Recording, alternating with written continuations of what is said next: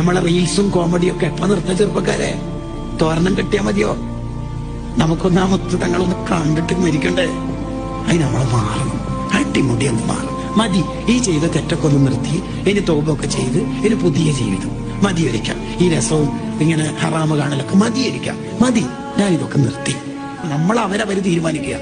ഉറങ്ങാൻ നേരത്ത് ഒരു തെറ്റും ചെയ്യൂല എന്ന് ഇനി അങ്ങോട്ട് തീരുമാനിക്കണം. അങ്ങനെ നല്ലൊരു ജീവിതം, ഒരു പ്രേമമുത്ത ജീവിതം. ഇങ്ങനെ ഒറ്റയ്ക്കിരുന്ന് കരയുക, സ്വലാത്തും ദിക്റും ചൊല്ലുക. എന്ത് രസമുണ്ടാവും ആ ജീവിതം, എന്തൊരു ടേസ്റ്റ് ആയിരിക്കും. അള്ളാഹിനോട് ദുആർക്കാൻ തന്നെ നമുക്കൊരു ധൈര്യം പോലെ ആയിരിക്കും.